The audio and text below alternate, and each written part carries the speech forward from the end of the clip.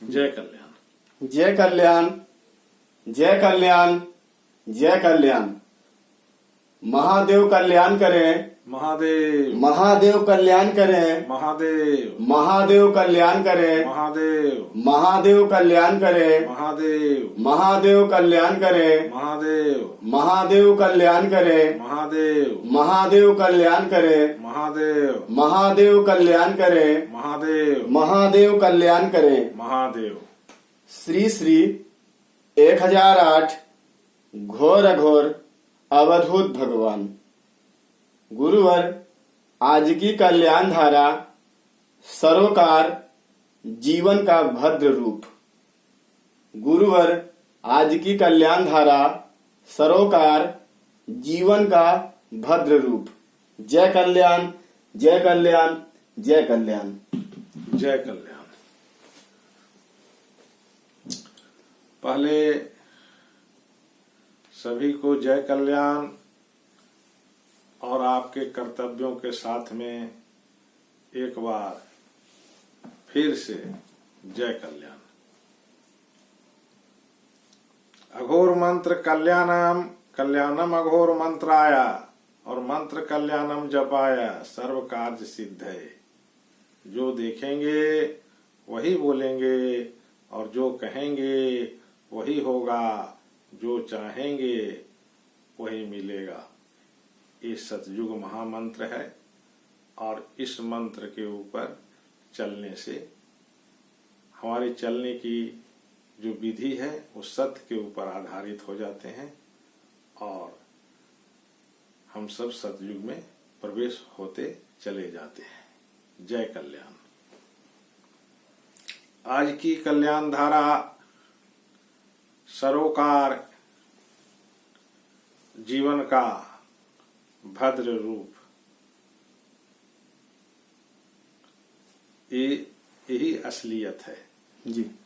यही जो है सो असलियत है कि हमारे जीवन का अगर भद्र रूप है तो आप सरोकार में रहेंगे जी।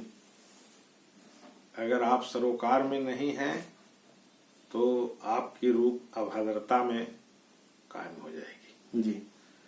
और हमारा जो रूप है वो भद्र का है, इसीलिए हमें भद्र पे कायम होना चाहिए जी।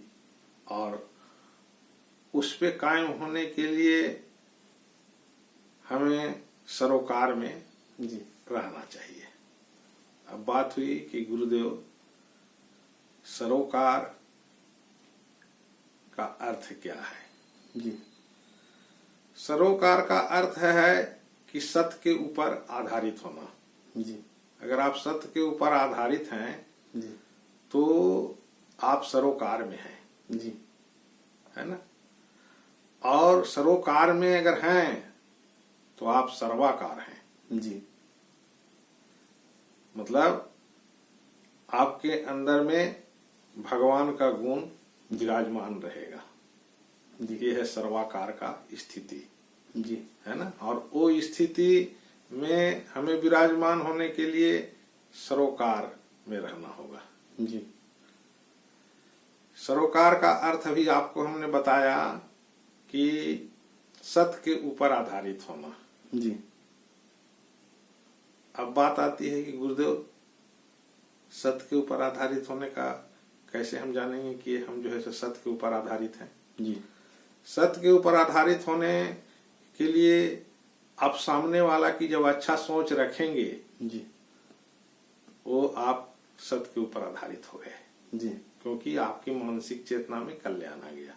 जी। जहां कल्याण आ जाता है जी। वहीं पर सत्य जो है विराजमान हो जाता है। जी। सत्य विराजमान वहीं पे विराजमान होता है जहां पे हम अच्छा सोच रखते हैं। जी। ये है सत्य की परिभाषा। जी। अगर हम कल्याण में नहीं हैं जी।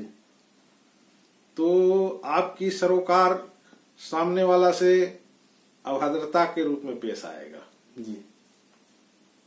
जो आपको अशांति में ले जाएगा। जी अभद्र चीज अशांति में वहां पे विराजमान होता है जी और भद्र चीज शांति में विराजमान होता है। जी तो जो भद्र चीज जो है वो है सरोकार, जी है ना।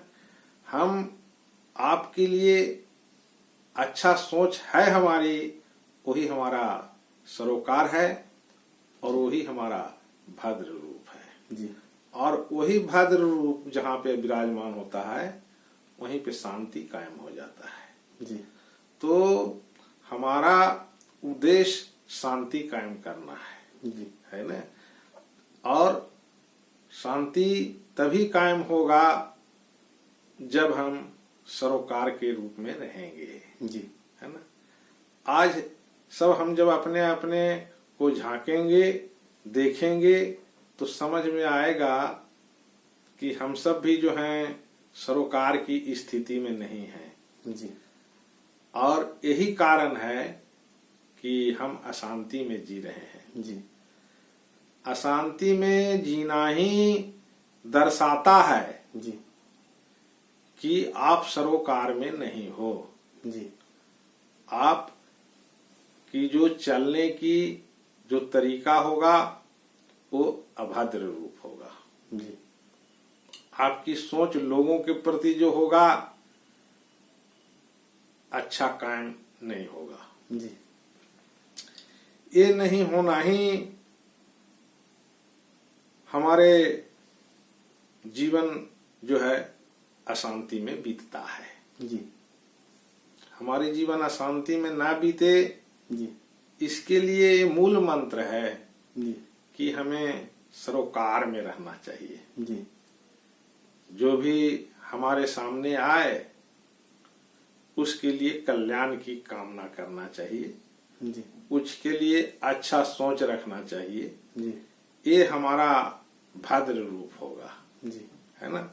और यही भद्र रूप जो है हमें शांति में विराजमान करेगा। जी ये मूल मंत्र है। जी इस चीज को हमें विशेष ध्यान देना चाहिए जी कि हमारे अंदर में भद्र रूप है कि नहीं। जी तो जब अपने आप को आप देखेंगे कि नहीं हम किसी के लिए अच्छा सोच नहीं रखे हैं, जी तो वो अभद्र रूप होगा और वो आपको खुद दिखेगा कि यही कारण है कि मैं अशांति में जी रहा हूँ। जी हमारे चारों तरफ इतना जो परेशानी घेरे हुए है, जी भय जो घेरे हुए है, जी इसका कारण ही है कि हम अभद्र रूप में चल रहे हैं। जी हमारे को जो चलने का जो तरीका है वो अभद्रता है।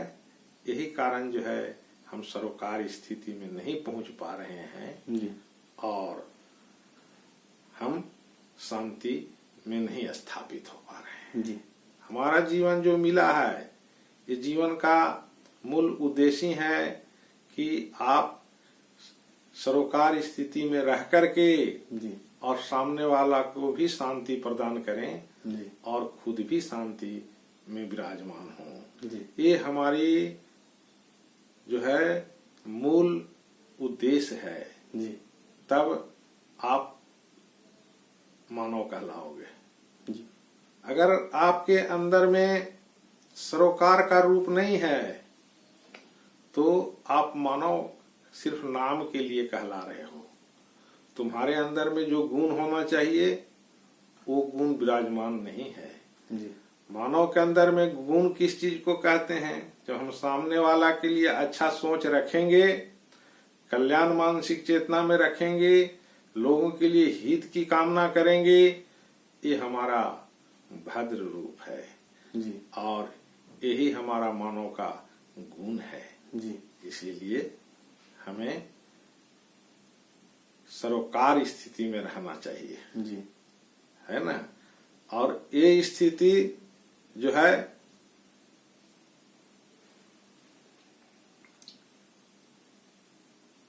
वर्तमान में स्थापित कर देता है।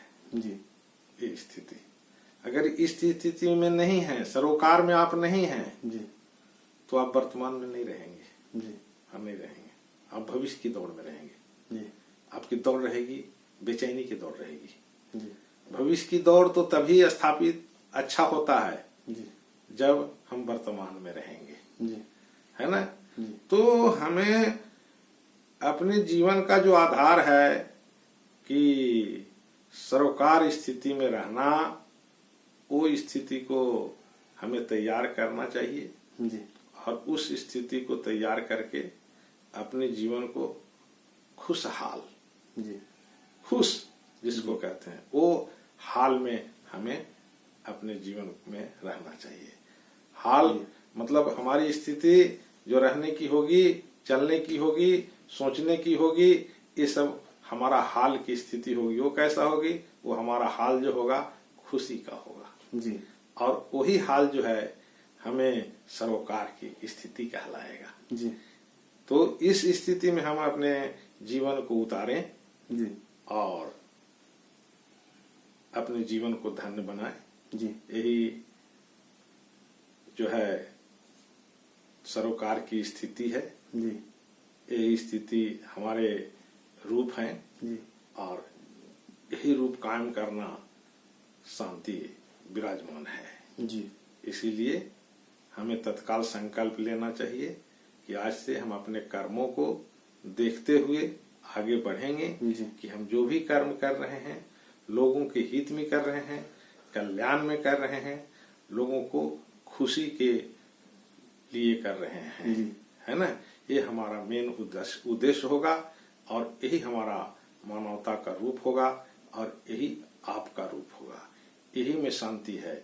इसीलिए आप भी तत्काल संकल्प लेकर के और खुशहाल की स्थिति में जीने का प्रयास करिए। यही स्थिति आपका धन्य होगा। जय कल्याण, जय कल्याण, जय कल्याण। वैदिक जी अभी वेद मंत्रों का उच्चारण करें ताकि सभी लोग खुशहाल की स्थिति में विराजमान हो जाएं और ये सरोकार की स्थिति को जाने।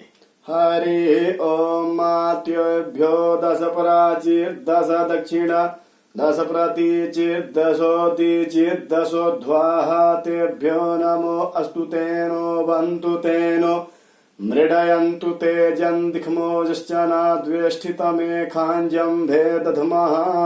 हरि ओम ओम शांति शांति शांति। जय कल्याण, जय कल्याण।